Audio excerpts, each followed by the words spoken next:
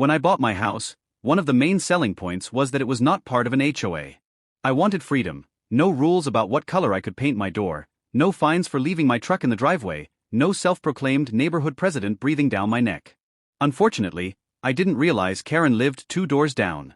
Karen was everything you'd expect: clipboard in hand, binoculars around her neck, and the belief that everybody within a 5-mile radius was under her control. She constantly complained: my grass was too tall, my porch light was too bright, and my dog's bark was against regulations. Each time, I reminded her, I'm not in your HOA. She'd stomp away, fuming, muttering about lawbreakers. Then one Saturday, things escalated. I had just come back from a night shift. Did I mention I'm a police officer?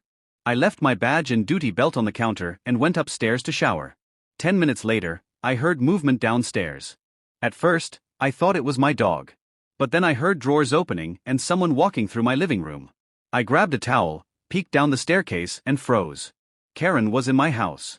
She was rifling through my mail on the counter, purse dangling from her shoulder, acting like she owned the place.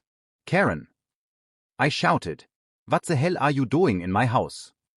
She jumped, but instead of apologizing, she had the audacity to glare at me. I had to come in.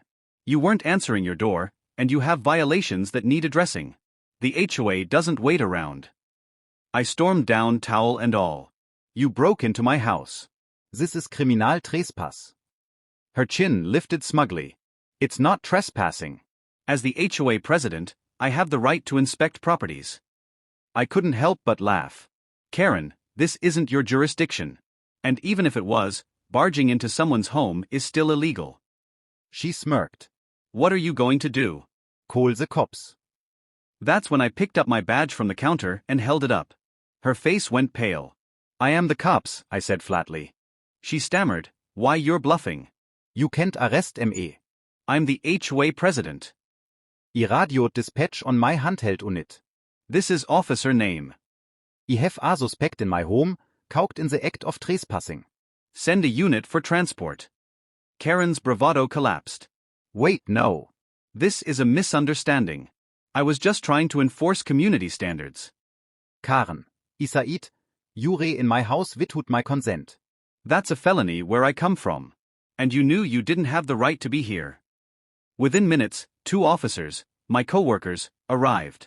They cuffed her right in my living room while she wailed, this is harassment. He can't arrest me. I'm your boss, I run this neighborhood. My sergeant looked her dead in the eye and said, ma'am, you don't run anything. You're under arrest for unlawful entry, trespassing, and tampering with private mail.